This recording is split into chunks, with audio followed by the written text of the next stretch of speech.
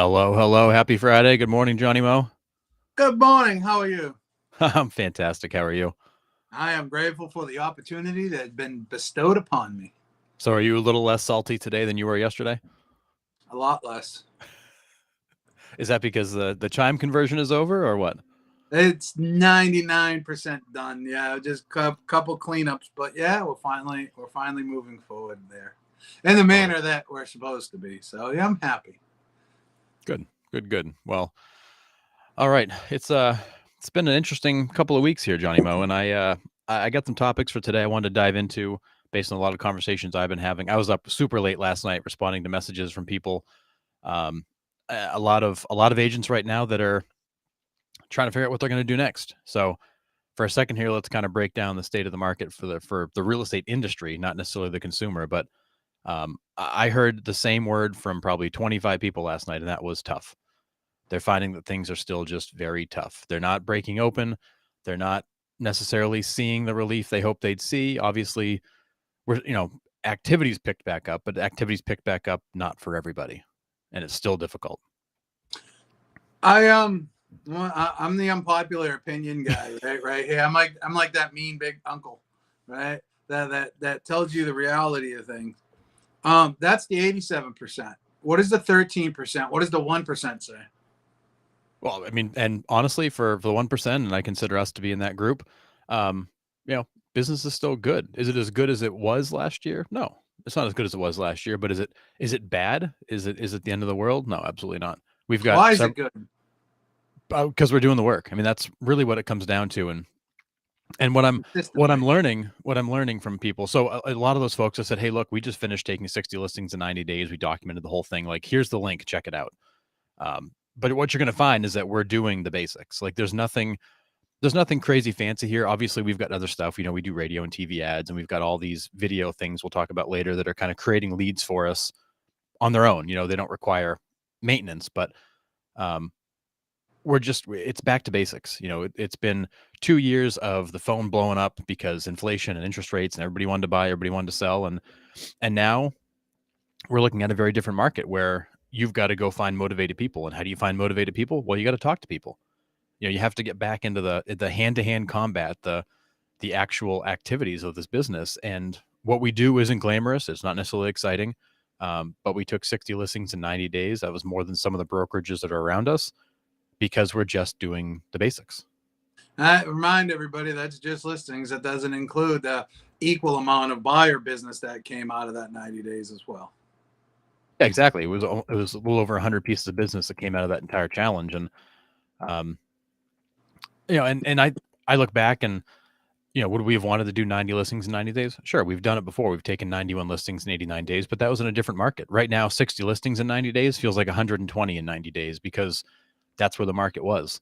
And for a lot of people, I'm thankful at this point that we did document this process so we can show people the fact that, look, this is what we did week after week. We kept saying the same stuff. We were just consistent in what we were doing.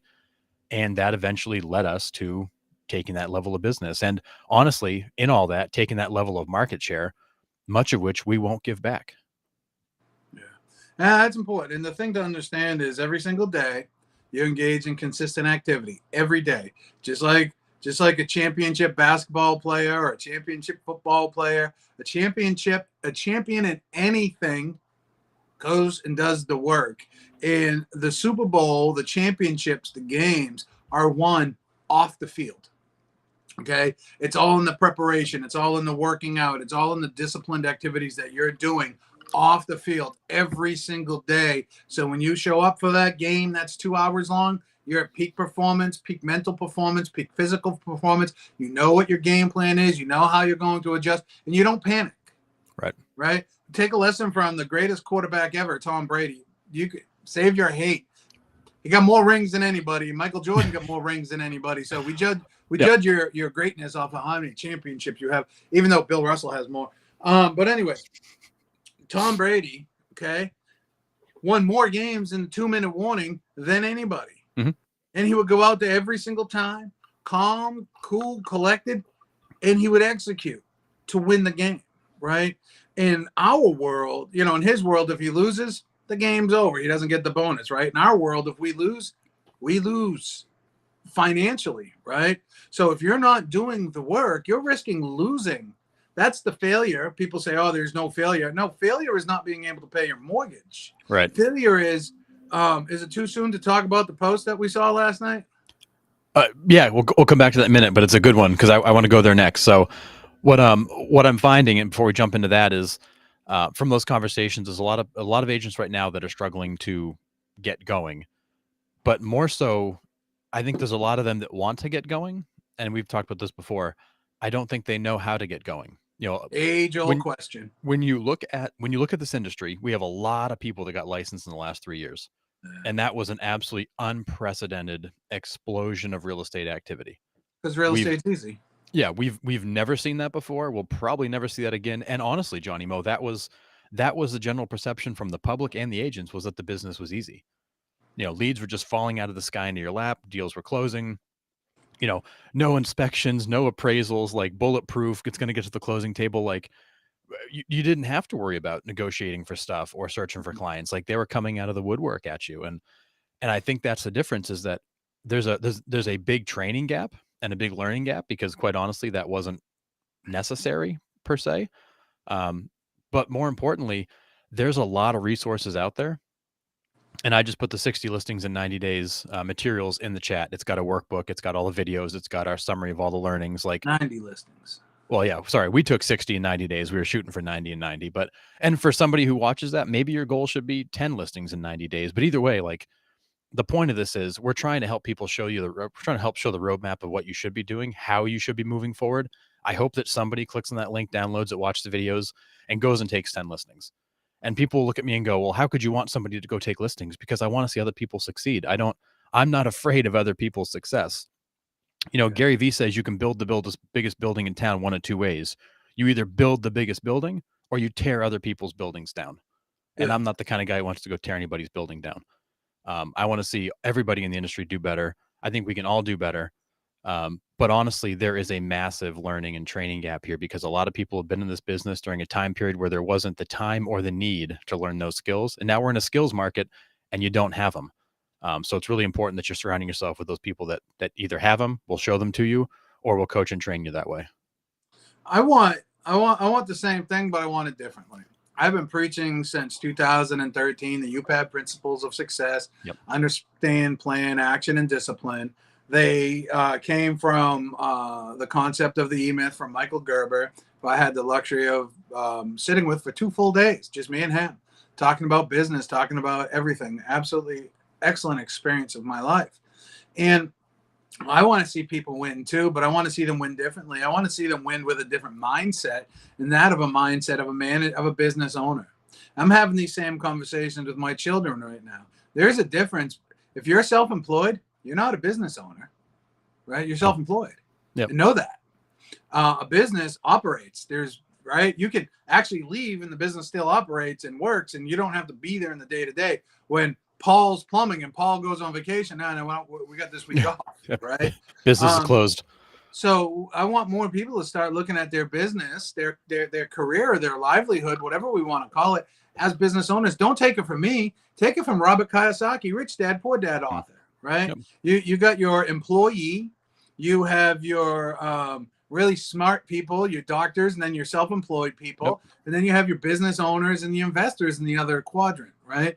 So if you are a real estate agent working as John M. Realtor, you're in this quadrant, right? You're going to make money. You get your 1099 at the end of the year. You do your taxes. You got to start all over, right? Every year, it's cyclical. That's a traditional thing. And I think people need to look at their business like running it like a business. What are your KPIs? What are your rhythms that you need to do every single day? What is it that makes you tick? What is it that you want? What does the business need?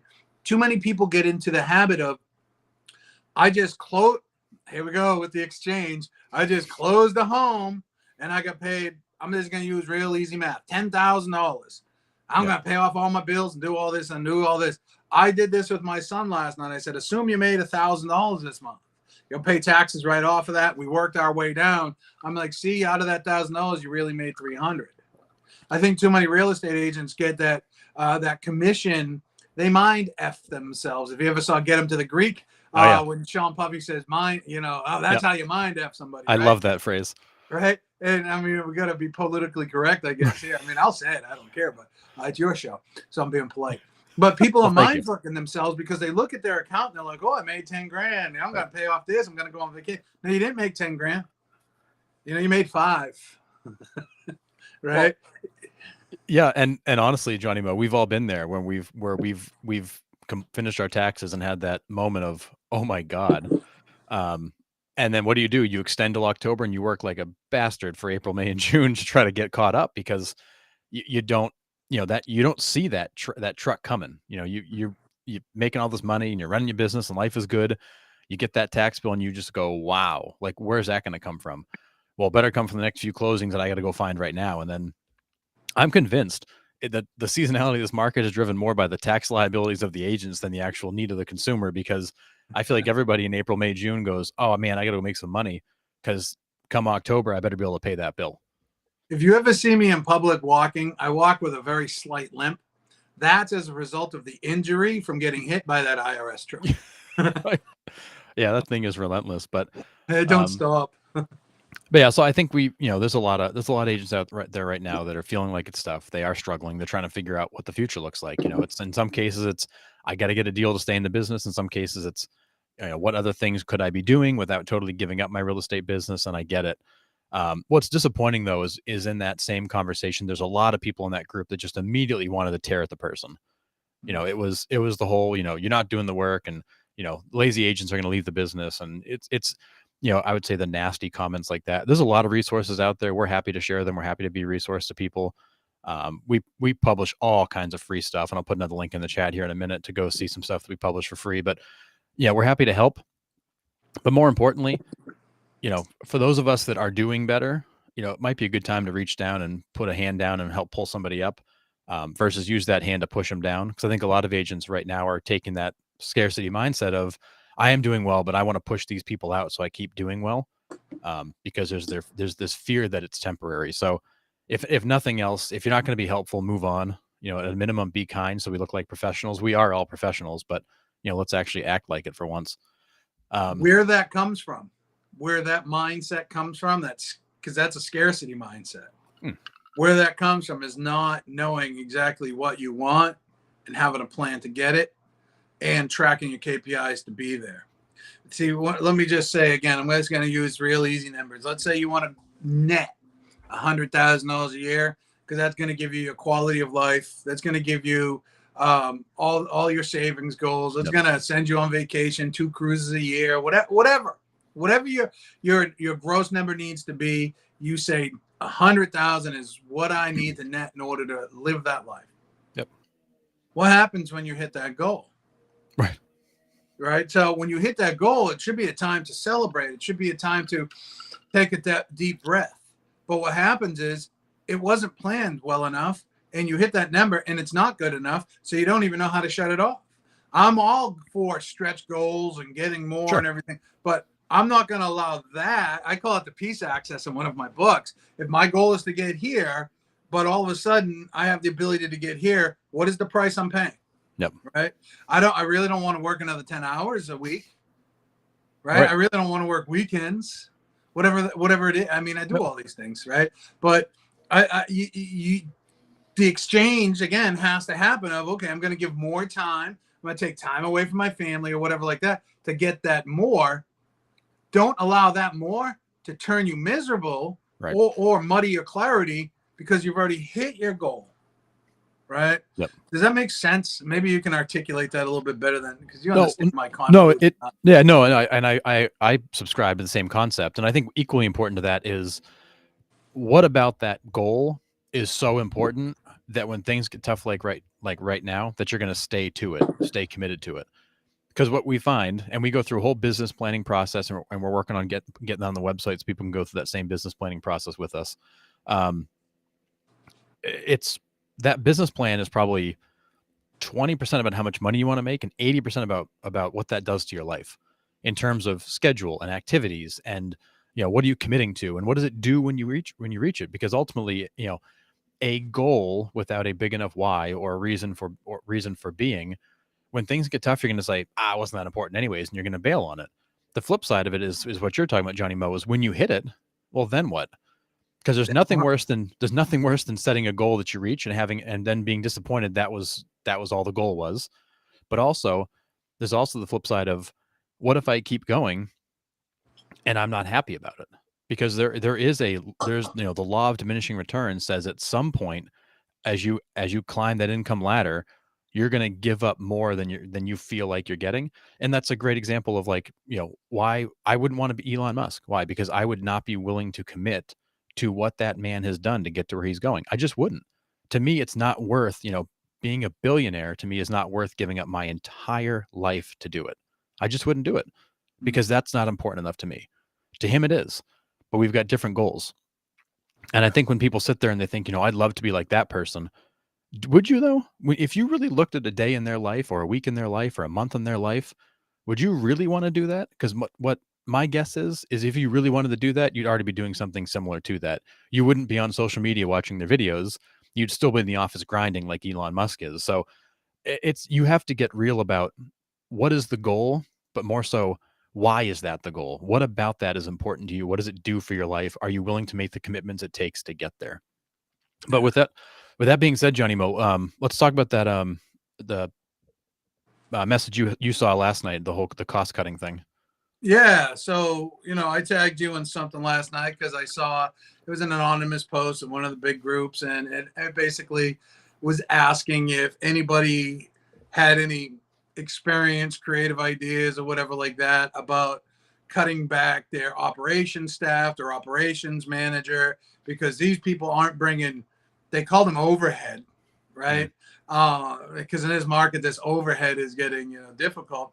And so first of all, they called them overhead, but they're talking about cutting their staff and such like that because times are unique. And so I responded the way I responded, which I'll say in a minute. But then I tagged you because I said, I basically said that, well, your first mistake is that you classified people as overhead. They're yep. not. They're critical components inside of your business that are supposed to give you leverage, profitability, and efficiency. Yep. Gives you your basically in short, gives you your time. So because you don't have to do these things, gives you your time so you can go make more money, right? And that's what rainmakers are supposed to do. Rainmakers aren't supposed to move the files. Rainmakers are supposed to go make it rain, Right. right? Right. Rainmakers are supposed to make more files, right? So what happens, I think a classic example is a lot of people, they go out there, they hire all these people, but they don't increase their productivity per se. Now they just become that quasi manager and they need to Right. manage, and they spend their time being busy managers versus productive CEOs, Yep. if that makes sense. Yeah, absolutely. And I think it's an important point. Somebody in the chat says, drives me crazy hearing people talk about staff that way. And I think that, back to your point, Johnny Mo, about, this is why in some cases agents shouldn't run businesses. Maybe they should just remain as solo agents or hire out like fractional leverage through a service, is that the people enable that business to grow. So I look at it as, and don't get me wrong, there are situations where the market goes right down the toilet. Maybe that's the only decision you've got because you're not going to take the whole company down to try to save a person or two. I get that. You can make that argument, but we're not there. Like that's not the situation we're usually in. That staff allows that rainmaker to be focused on the activities that actually move the needle. Because although Gary Keller always says lead with revenue, sometimes you've got to have the people in place to enable the efficiency to go lead with revenue. So when you cut staff and downsize, what you immediately ensure is that whatever bottom you're at, you're going to stay there longer because it's going to take the rainmaker or whoever else on the team that much longer to build things back up. So you take that person out and whatever they were doing for you, you're now doing. So it's the whole idea of if you don't have an assistant, you are the assistant. So Yeah. when you take that person out, you're now doing their work too. So now you're going to be working longer hours, working harder to really for no additional benefit, but it's also now slowing your exit from kind of this situation that we're in. And at the same time, we shared with our team this fall, and I know Gary Keller shared something similar with his KWRI team shortly thereafter. But like the Buffalo, we're there's a lot of unknown. We don't know what's coming, but what we're not going to do is go hide. We're not going to go run and hide from this and try to ride it out. You're not going to cost cut your way to success. The No, only you way to be know. successful in an uncertain market is to walk right into it.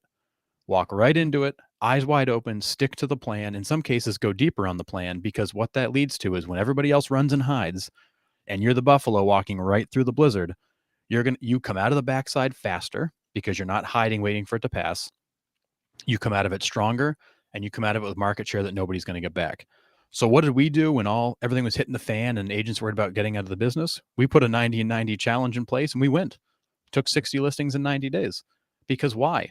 We're not going to go hide. You're not going to wait this out and come out of the back end better. If you don't kind of charge the storm, as Gary Keller was saying, and push your business forward into the uncertainty, then there may not be a business to come back from. A lot of agents are going to end up exiting this. We've already seen 74,000 agents leave the business in the last 6 months. A lot of folks are going to leave the business because they're going to hide for too long, and then there's going to be nothing to come back and save. So right now it's a matter of, get back into doing the activities, charge the storm. Don't cut staff unless you absolutely have to, and that's your last resort. But then at that point, be prepared to be in this trough for a lot longer.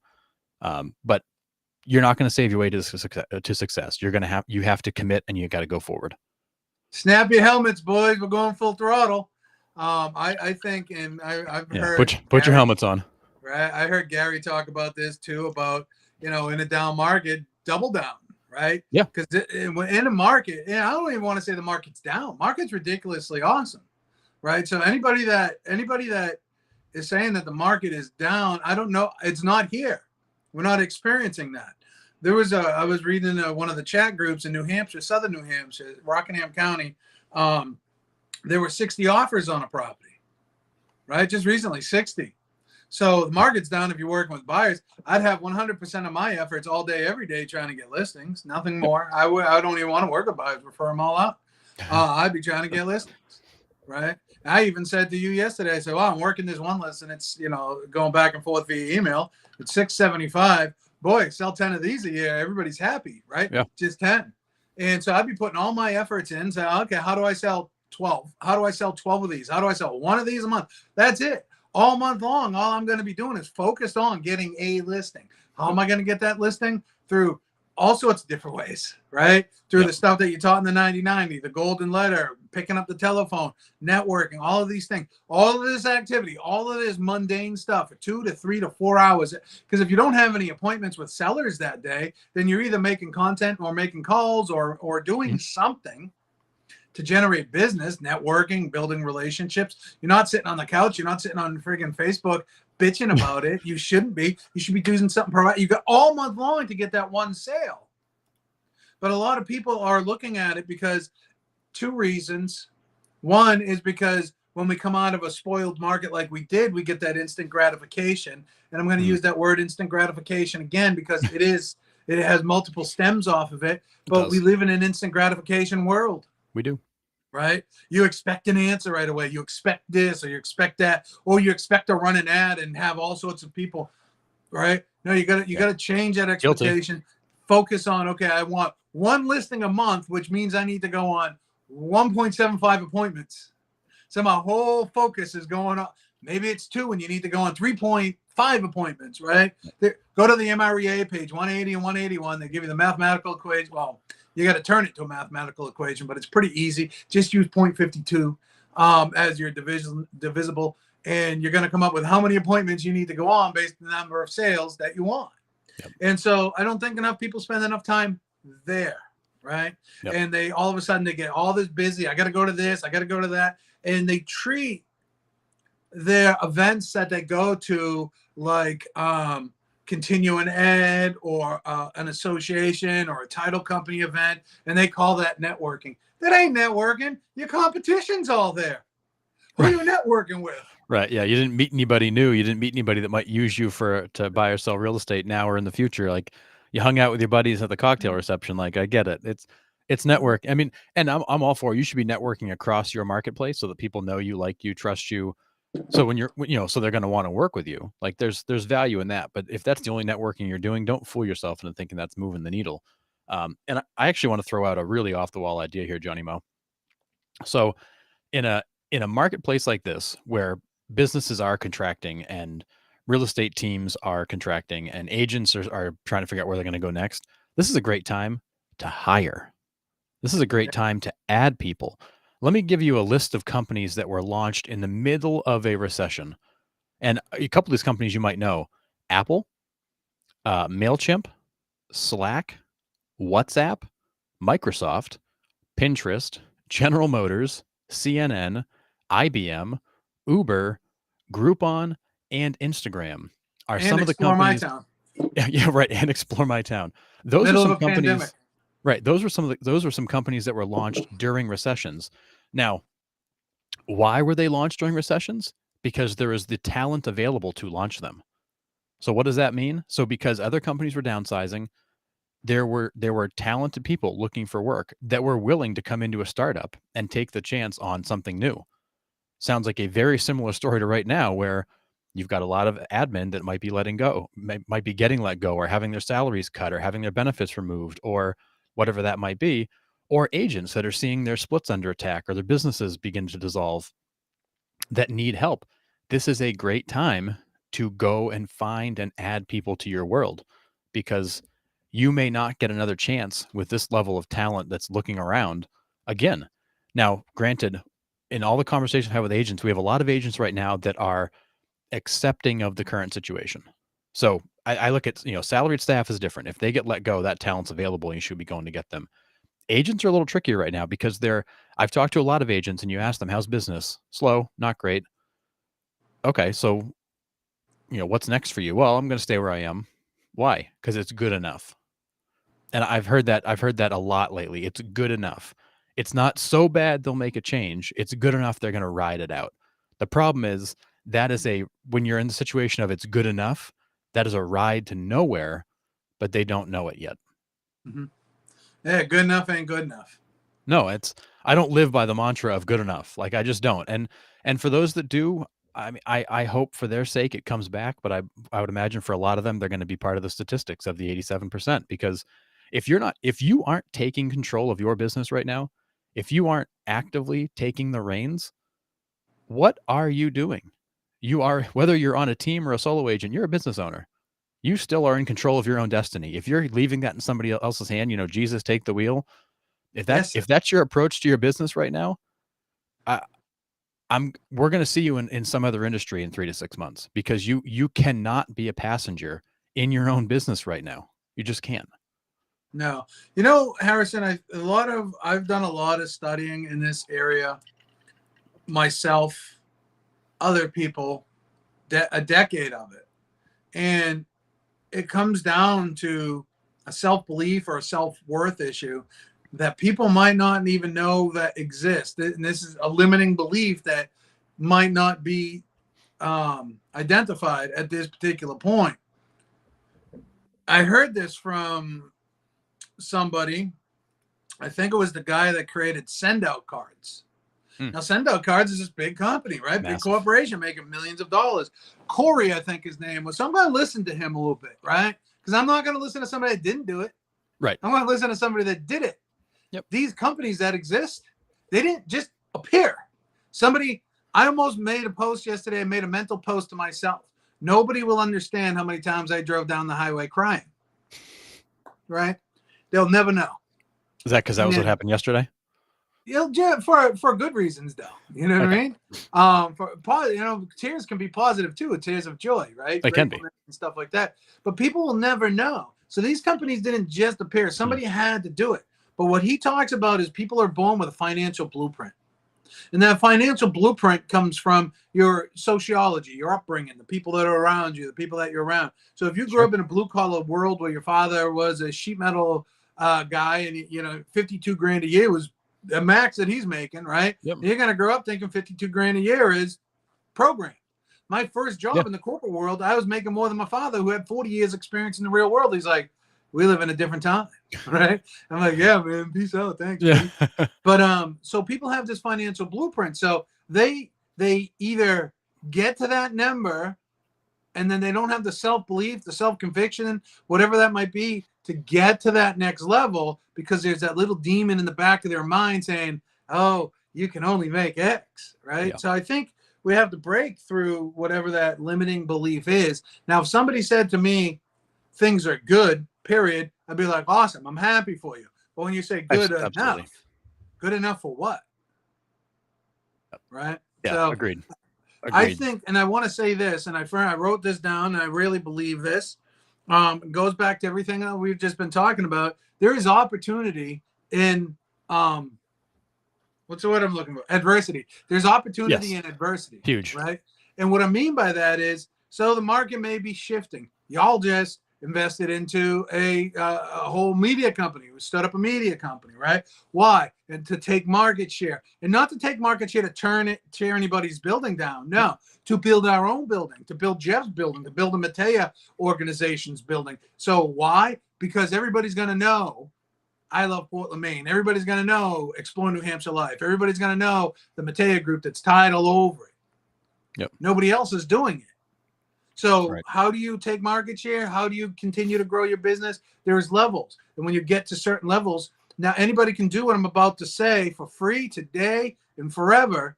You just have to start making the right content, not dancing around on social media so you get followers. You want to build content so you get relationships with people. And one of those things is what you guys have gone ahead and done. Talk about networking groups, make your own. Right. Bring people together. Become a person of value. When you become a person of value, you build a network of value, and people want to belong to that, right? Yeah. Totally. Which, oh shit, that I just gave myself my own segue. Which I don't know if it's too early for this, but I'm not going to ask permission. I'm just going to say relationships are seated in value. Yeah. Perfect. What Go. value are you bringing to the table? What value do you offer? Are you just looking to take? Are you just looking for a referral? Who can I help today? I got a goal to help 52 families of home ownership. Malarkey, right? That's poop. That's not even a goal. That's not purpose. That's a financial goal for your business so you can hit that financial number.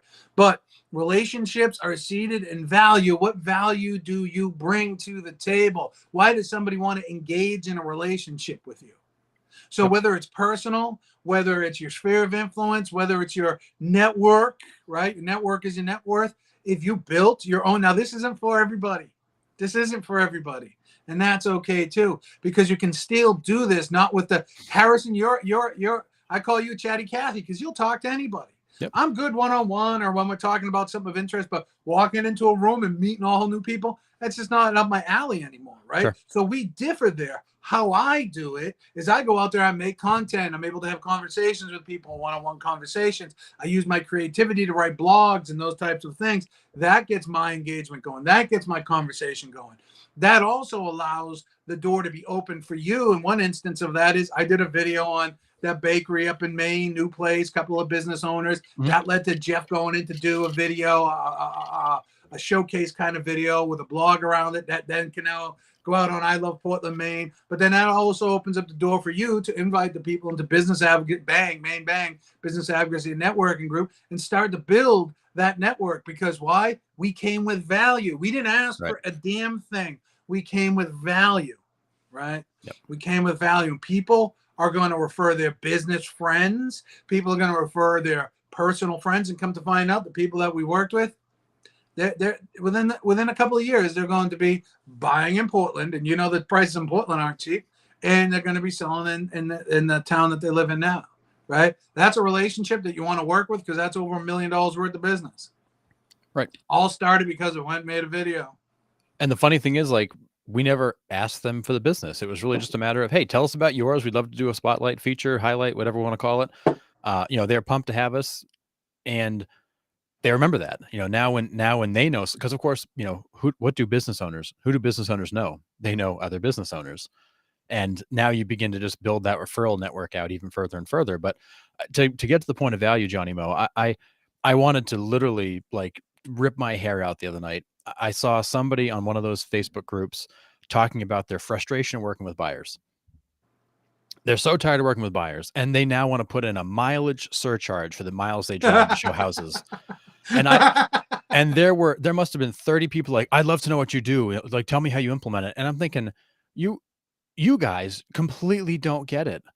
The value you provide is in showing that home and showing it professionally and pointing out all the pros and cons and being able to explain to them how their lifestyle fits in it, how they can afford it. Like, what type of home is it? What are the amenities? Like, that's the value you provide. The problem is you're frustrated because your buyers aren't getting under contracts. You want to charge a mileage surcharge for the showings you do, which are part of your job, part of your commission payment, or is your gas. But more importantly, if you showed enough value to the clients so that they paid you the full commission and not the reduced commission the MLS offers, this isn't a problem. But again, it goes back to, and my comment back to the group was, if you think charging the buyer for your gas is going to solve your problem, watch how many buyers just start letting you go. More importantly, you don't like working with buyers? Go take listings. But guaranteed you're not going to, because that's just not what you're going to do. But trying to push a garbage fee down on a buyer client, somebody who's trying to put together a down payment and an inspection and closing costs, you want to start nickel and diming them with fees? Just go work at Home Depot now, because you're not going to be in the business with that kind of crap. And the number of agents that were supporting that and wanted to learn more about it, and how could I do that too, blew my mind. Because if you did a good enough job to get your full commission and you had that conversation with the client to get the full commission, you'd be fine. But instead, you're working as effectively a discount broker because you can't justify the value. And I can't, like, I can't listen to that stuff anymore, because you are a business owner. You set your pricing. That is your pricing. Either hold the line or don't, but do not make it the buyer's problem that you can't get them under contract and you can't get a full commission. What because this, Harrison, the exchange. Yeah.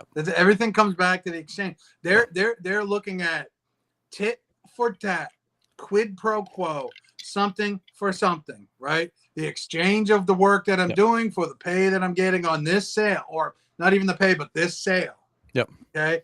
Where when I ran my business and I was in production, I said I need to make $25,000 a month. I didn't look at it as I need to make I need to make 3 sales or anything else like that. Of course, that goal existed, but I said my organization needs $25,000 a month to survive. Yep. I need to go out there. That's why I had a set standard of a minimum of $5,000 per transaction that I would work for. Yep. That was mine, right? We can't talk about commission. That was mine. That wasn't a standard or anything. That was mine. I would not work for less than that. Just because we all know it's involved, right? The costs and the taxes and everything else like that. That's my minimum charge. But if I had to do 5 of those in a month, I made my number. Yeah, right. Exactly. I didn't sit there and say I made this on this one and this on this one and this on this one. Don't get me wrong. That stuff's important. Cost of sale, acquisition costs, those kind of things. They're all important, but you cannot get so granular looking at your entire year based upon a transaction of one person. You have to say, and all this needs to be built in. And all you people that charge garbage fees and stuff like that, shame on you. Mm-hmm. The commission isn't, you're looking at the commission as your pay, and it's not your pay. And stop calling it commission. Give yourself a commission of a commission if you have to, right? Because if you worked for Microsoft and you went out and you sold $1 million package, and that package paid 20% to the company, you didn't make 20%. Right. The company's taking their cuts, right? Mm-hmm. You might be getting 10%. So you have to start looking at your commissions not as that's all mine. That all is money that goes into the operating fund, and you should be paying yourself a salary out of that, right? Right. Pay yourself a salary, and all these troubles go away. Yep. Yeah, I agree. And there's a comment in the chat here, and I can't see the user's name, but it says I saw a post with someone complaining about people asking for a commission break and justifying their commission based on all their expenses rather than their value. And that's a very common issue we see, where these junk fees, trying to charge a mileage surcharge to buyers, justifying that, I've got all these marketing costs and blah, blah, blah. Like, those are costs of doing business. That's not the value you provide. The value you provide is your expertise, your training, your knowledge, your ability to get things done for them. It's not what it costs to run your business. If it costs more, you have to buy staples. Right. If it costs too much to run your business, that's your problem, not the client's problem. So when we talk about getting back into momentum, first of all, we need to all get real about the value we provide. What do we do for the client? But more importantly, what do we do differently than others for the client? Do you offer a concierge level of service? Are you working a certain niche that nobody really knows other than you, or that you're the expert in? What is your expertise? What are you doing that's different? What value you're providing that justifies your commission, or maybe your commission in a way that you can actually get the full commission rather than the discounted commission? But, and then from there, get real about your value. And then you've got to go back and figure out the plan. You've got to create that plan with goals that mean something, that are going to get you to commit. Because a plan is great, but if you're not willing to commit to that plan, and I've heard many people say, show me your schedule, show me your calendar, I'll show you all your problems. You need to commit to that plan. So what is the plan? Why is that plan so important you can't not execute on it? Commit to the activities and then go execute on the plan. And that means you've got to put your head down and you've got to stop worrying about the result and start worrying about the input, because the only thing you can control in this business is the activities and the inputs. If you do the right things, the result will come. I mean, doing the work is undefeated in this business. It's never lost. If you do the work, perform the activities, and do them for long enough, the business will come. Stop So looking for the exchange. exactly. Get real about your value, dial in that plan, commit to the activities, go execute on the activities, and the business will come. For those people that are spinning their tires and they're not sure what to do and they're not sure how they're going to continue on, you need to get real about what you're willing to do and what you're not willing to do to stay in this business. And Yeah. now's the time to do that, because yes, as I said last week, for the next few months, next 4, 5, 6 months, maybe 6 months, things are going to be good-ish, because we're in the summer season, you tail into the fall, and then, but next winter, or getting out of the summer peak, what are you going to have? Do you have a pipeline? Are you going to have clients, or are you going to be right back here again because you again didn't commit to the activities? So I know they taught you this in your MBA school, because they taught me this in my BA school or BS school. In Stuhl? BS. I got my bachelor's in BS. Yeah, you got your BS and BS. That makes I sense. got my BS and BS. But at some point, I remember being on stage in St. Louis in front of 400 some odd people. And I asked, this is 2018, I said, how many people in here have heard of a SWOT analysis? A whole bunch of hands went up. A lot of hands, right? I don't even want to say half or whatever like that, but let's say half. Then I said, who's done one this year? And all but like 2 or 3 hands went down. And a SWOT analysis cannot be forgotten about, taken for granted about. This is working in the management level of your business for a moment. Yep. And SWOT, for those that have never heard it, SWOT, strengths, weaknesses, opportunities, and threats. SW are internal, OT are external. So if you're not doing one, you're not paying attention to anything internal, and this is where upstream thinking comes in, where you need to think and work through these issues before they become issues, or seize on these opportunities. And then opportunities and threats. What opportunities exist and what threats are there? Now, we can go into talking about 12 different ones if you want, but we're not going to, because there's not enough time. All I can say is I made more money in the market crash than I did in an up market. Yep. So if you're worried about a market crash, start preparing yourself for how you have to operate that way. Start getting a list of investors. Start getting a list of hard money buyers or hard money lenders, right? Start getting these lists together. Every day I'm seeing online a legit mortgage person offering a legit mortgage product that is being tailored for today's market, whether it's low money down, grant programs, seller buy downs, all these other programs that they're trying to make these things happen, right? I forget who just offered one, but it was offering a grant, right? It was offering a grant to get people going, because the whole economy drives off of money coming in, right? New sales, new mortgages. It's one of the largest drivers of the economy. So position yourself, do a SWOT analysis. Simply put a big old plus on a piece of paper, right? SWOT. What are your strengths? What are your company strengths, right? What are the strengths that you offer? What are the weaknesses. You have to identify. This is where having some real mirror talk comes in. You have to be real with yourself. Otherwise, it's denial. You Right. have to be real with yourself and come up with what are your weaknesses. Vulnerability is the ultimate strength. It took a lot for 100%. me to, it takes a lot for me to have a conversation with somebody, say, well, you know, that's only after several conversations, like, well, these are the issues that I'm facing, right? Mhm. And I'm going to align myself with somebody that can fix or remedy those, and I can solve their weakness, right? Sure. Yep. What opportunities exist? There are opportunities everywhere right now. Opportunities everywhere. All They're over the boundless, place. Yep. right, man? There's people out there teaching courses on how to be short-term. Not that we're leading into this, but there's people out there making a ton of money off of short-term rentals, right? Yep. Learn about it. If you don't have anything to do and you don't and you're gonna not lead generate that day, then you best be learning. You best be learning. I'm not talking about continuing ed. I'm not talking about going there. Connect with people who are doing it.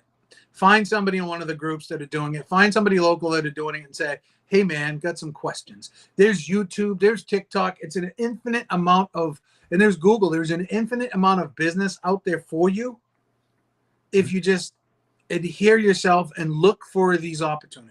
Yeah. Right. I remember Keller Williams had this thing years ago where it was said, coming to Keller Williams, there's these opportunities. It was all these Yep. branches and stuff like that. It was a recruiting piece that they had. Just take Keller Williams out of that and look at that as real estate. Yep. There's opportunities everywhere. Right. If real estate had its way and I stayed an agent thinking, I'd still be selling real estate being an agent. Instead, I went out, I started a company, I started an app, I consulted with Keller Williams at the top about it. I built another company, training and shit. I built another company, right? All these things to help. I onboarded for San Diego Association. That opened doors, right? So there's all these opportunities that exist if you look. You have to do that. You have to look. You have to be open. Not all opportunities look as though look or appear as you envision them. Right? You have to be open for interpretation because there's not one person on this earth that is divinely clear, right? Divinely clear. So you have to be okay with what's received and be grateful for it, even though it might not look. If you received an orange and you thought you were getting an apple, you still have to say thank you for the sustenance. Yeah, and sometimes, you know, what you get ends up being exactly what you need, and that's all. That's okay. So, one thing I would add to that too, Johnny Mo, is that I say this all the time to people I talk to, is that closings happen every day. Good market, bad market, you know, increasing market, decreasing market. Closings happen every single day. People have to buy and sell real estate. The matter of it is how many of those closings are you a part of? How many of those people do you know? And that's why we are so big on networking, building out that database. And I'm dropping a link here in the chat. You know, we put together this 5 steps to grow your SOI, just sharing some of the things we've done to build our database. You know, our database is 20,000 people, spits out 200 plus transactions a year. We're not, and again, back to lead generation, we're not spending hours and hours and hours generating leads out of that database. A lot of that is from people that know, like, and trust us, that we're staying in touch with. We've got a cadence and a rhythm to it. And then when the time comes, they just call us or they send people our way. The more you can build that network of high value, as we talk about, the more you can build that network, build that database, get in a relationship with more people, the more you continue to add this base layer to your business that continues to generate business for you. The bigger that database grows, the bigger that base layer of business becomes. And now you've got a consistent flow of activity in your business that you're not necessarily competing for day to day. It's coming because you planted the seeds a year ago, 3 years ago, 5 years ago, whatever that might be. And that's why that database and that network is so key. So, you know, now's a great time. If you don't have a lot of transactions, now's a great time to go build that database. So in the future you will thank today you for going and planting those seeds that are taking care of them into the future. I just want to add to that. So you got your sphere, you got your network and stuff like that to get the referrals from. And AR says 67 to 72% of your business should come from that. 67 buyer, 72% seller. Yep. Through your sphere of influence, through your network, through a referral of some sort. Now, you also need to create content. We know this. We have to create content. I'm going to say we have to create video content and digital content. There is a unique difference. I'm not saying we need to create social media content. You see the difference? Yep. I don't want to be a social media influencer. I don't want to have to post videos every day, 2 videos a day, 3 videos a day. That works for some people. I ain't that. I would rather put out 2 good pieces of content per month, blogs, if you would, with a video associated with it. I do 1 a week for the company. Yep. But for out there in the world, 1 per month, 2 per month should be fine. And then 2 or 3 filler videos per week just to keep the algorithm fresh, right? That's Yeah. it. You don't have to do this Keeps it crazy happy. thing. But as a result of creating content, that content lives on 24/7. So again, it goes back to doing the work yesterday so we can eat today. Okay. You don't just get the salad seeds from the cucumber seeds from Agway and make pickles in the afternoon. It doesn't work that way. It just doesn't. It never will. So when you make a video and you post a video on YouTube, or you post a video on whatever other medias that you posted on, that thing lives on 24/7. And then why don't you share your experience of what happened on our last call? Yeah. So it's happened to me a bunch of times this year, but we literally last week, this same format, you and I just talking live.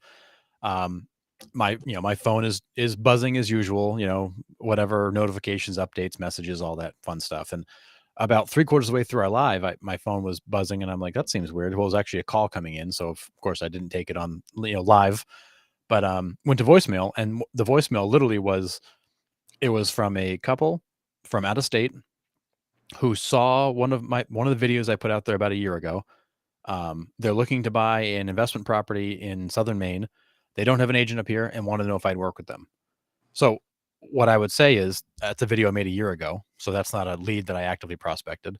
But more importantly, the question wasn't like, could we interview you? It was, will you work with us? Like, will you work with us? We just want you to be the guy that helps us. Okay, cool. I can do that. Um, and that's probably the 4th or 5th time this year I've gotten a call like that off of a podcast, a short form video, something like that, that I've gotten just a call directly to me saying, "Hey, will you work with us? We're looking for X." Um, and again, like I really don't actively prospect for clients because I'm not generally in production. Um, Commercial stuff I take on, investor stuff I take on, but like, somebody wants to buy or sell a single family home, I tend to refer them to somebody else on the team. But because I've been creating content focused a little bit more on things like commercial and investing and more of this kind of B2B type stuff, which naturally generates commercial, um, I'm getting calls now from those people that are like, I saw your video. Will you work with us? Or I talked to so and so who you did something with, and they said I should work with you. And it's literally, I call it leads on autopilot because, and back to the concept of planting seeds, the more people you can kind of bring into your orbit, bring into your ecosystem, and show them what you do and share with them the value you provide, the more likely they are to just call you at the time because you've been building that relationship, although you didn't know it. So now they just call you directly and say, "Hey, will you work with me?" I have no idea who you are, never met you before, but you feel like you know me because you've been watching my videos, or you've been, reading my blog, or for, whatever your medium is. But that stuff is so powerful to put good content out, as you'll say, that's optimized, so Google actually finds it. Putting good content out there that people can actually find literally creates this effect of bringing leads to you. You catch them at the top of the funnel. You're not competing for them. They come straight to you looking to work with you.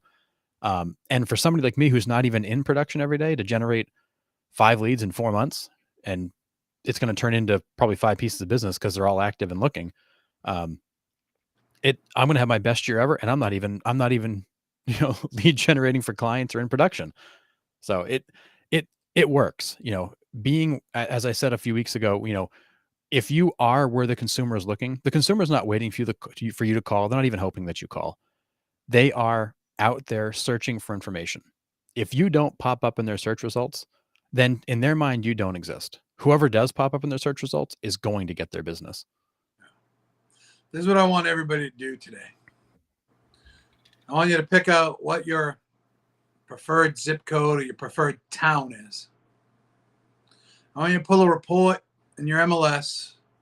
How many active listings are there? How many pending listings are there? How many closed listings year to date there's been? Then I want you to write down next to each one of those, how many were yours? Yep. That's your preferred area, and people are eating your lunch. What Yeah. are you going to do about it? And then why? When you see the agents that pop up over and over again, what's causing them to earn that business? They're And what lucky. you're gonna what you're gonna find is it's one of two things. Either one, they've got a great database, which is taking care of them, as I just mentioned. They've planted seeds for years that they're now harvesting. Or two, they've got a digital presence that is basically getting the consumer's eyes long before they find you. So it's almost always one of two things. It's either a crazy good network and database, or it is a digital presence that is capturing their eyes before they find you. Yeah. Which one is it? Yep, I do believe that. And again, in this world, we have. That's why my whole training is video, digital, social. I won't talk. I really don't want to talk about anything else.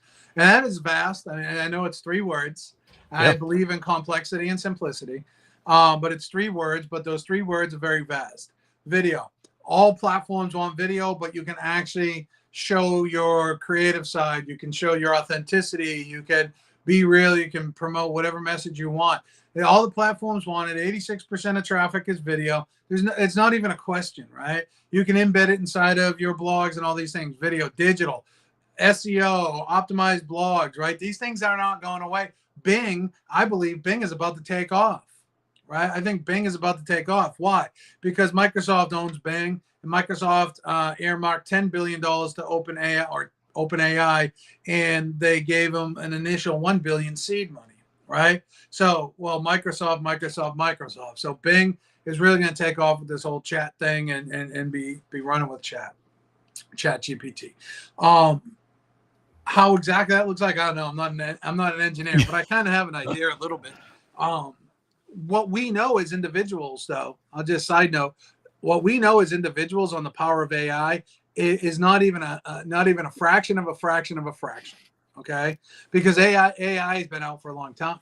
The technology that we get as civilians, that as regular humans, is 20, maybe even 30 years behind what the military has. Right. Okay. So a lot of the technology that we're seeing now, they've been messing with for a decade at for a least. while. Okay. So the stuff that's coming is so advanced, it'll blow your mind. Right. But video, digital, and social media, you got to have a social presence. Why? Because people are spending on average just over 2 hours a day on social media. If you're not there and your competition is, I'm going to go back and say this and deliver value. They don't care about your real estate message. They really don't, unless they're looking to buy.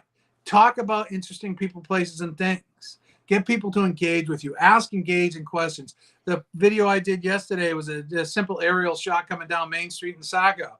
And, the question was, where in Maine am I? Question mark.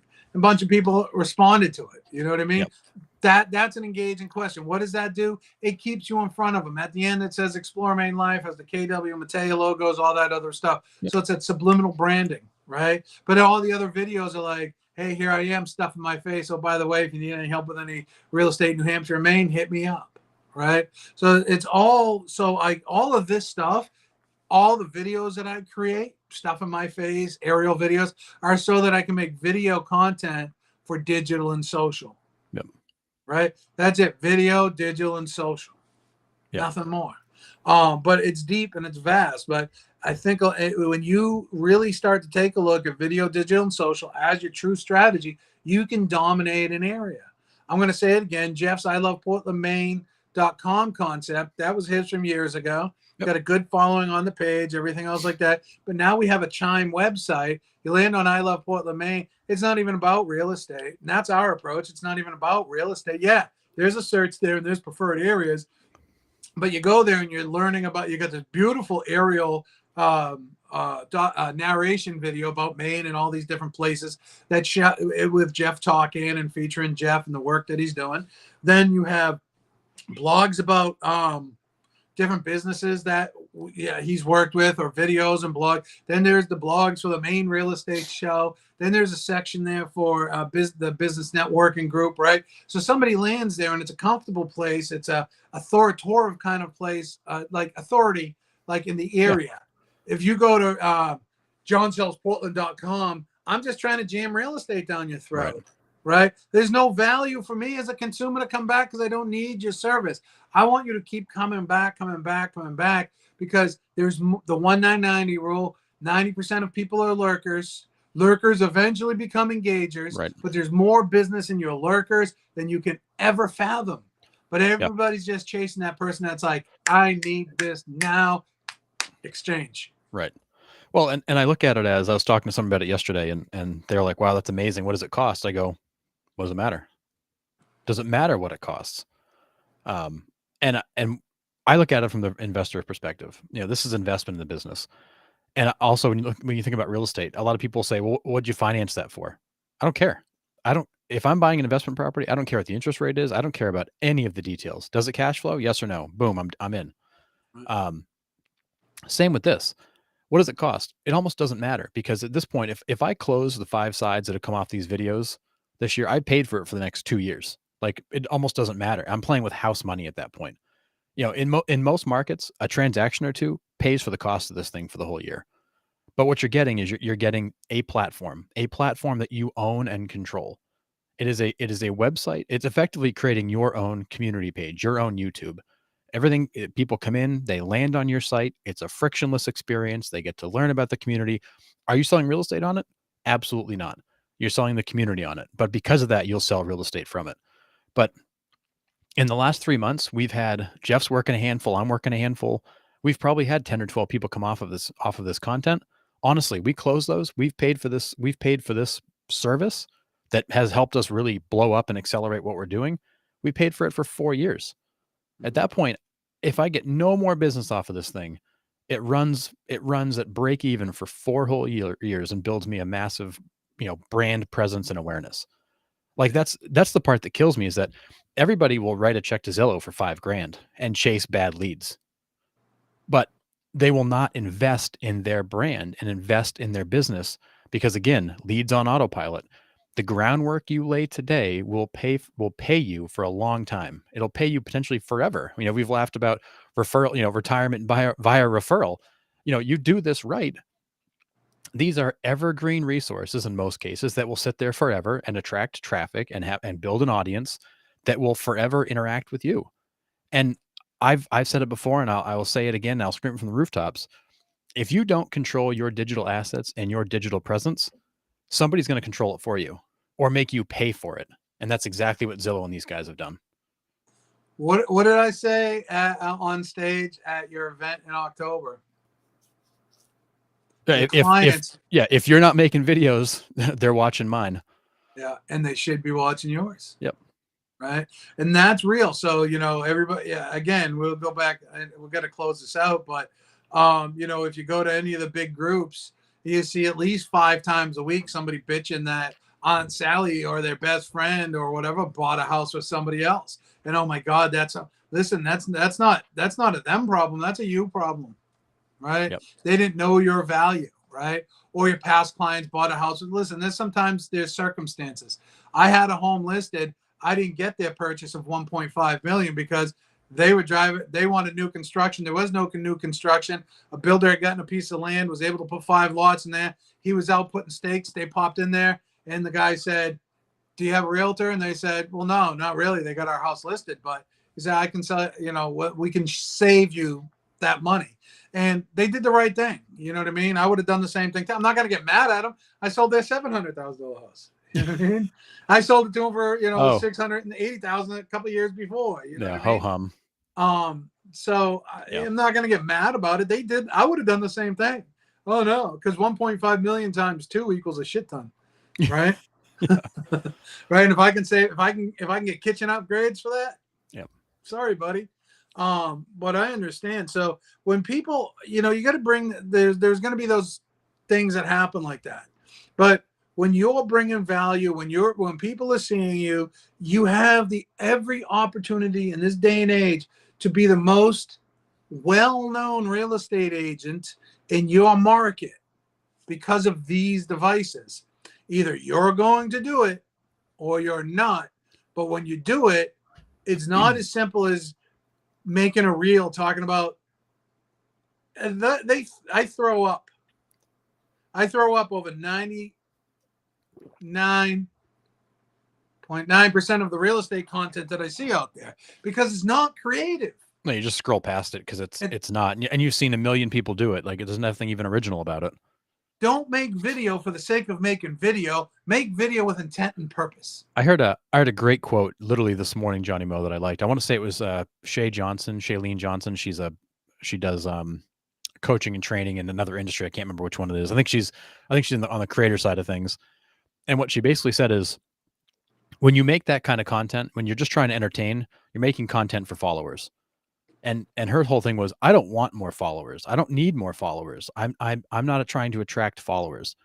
I'm trying to attract people that I have similarities with, that I may be able to establish a relationship and do business with. So I'm not creating, trending audio videos and stuff like that. Like, because I don't want the followers. I want people that are actually interested in the topic, that are going to engage with me. Followers are worthless. Engagement is everything. And if we're chasing the vanity metrics of how many followers we've got on Instagram or TikTok, and we're not actually getting into relationship or having people follow us, they're actually going to engage with what we're doing, then really you're not getting anything from it. Now, do you need you need the lurkers out there, but that's not a follower. A follower could be somebody from, freaking Singapore that is following your account. They're not a lurker. There's no chance you're ever going to do business with them or be able to help them in any way. But somebody in your area who doesn't need to buy or sell real estate right now, but is watching what you're doing, well, they're watching you not because you're entertaining, but because you're telling them something they need to know, because maybe they're a year out or 2 years out or 5 years out, but they're thinking about it. So followers mean nothing. Engagement is everything. They drew first blood, not me. Yeah. All right, we've got to wrap up. But for those people that were listening, if you want to get a kind of a peek behind the scenes of what we're doing, you can go to themediaevolution.com, themediaevolution.com. See exactly what we're doing, how it works. And if it's of interest to you, let's talk. We've really just now rolled out that solution and made that an option to people. We've been piloting it here for the last few months, and as I said, we've driven a bunch of business into our team already, and that's just really 3 or 4 months worth of the activity. Forget about what it's going to look like in a year or two. We've been doing this for a little bit longer. So, what do you got for a parting thought today, Johnny Mo? 2 words: be intentional. Love it. Yep, love it. What I would say to folks is, if you're in that category of agents that are struggling right now and you're trying to think about what's next, reach out to somebody, whether it's us, whether it's somebody in your marketplace. If you are struggling with understanding what you should do next, do not let your pride be the cause of you leaving the business. Ask the questions, reach out. There are so many people that will help. There's so many free resources. And if you need it, there are also great paid resources, but there's plenty of free resources to get you back on track. Don't let your pride be the reason you have to exit the business. Pride is real, man. It is. It's painful, It but is. it's real. So with that, Johnny Mo, have a great rest of your Friday and a great weekend. We'll catch everybody next week.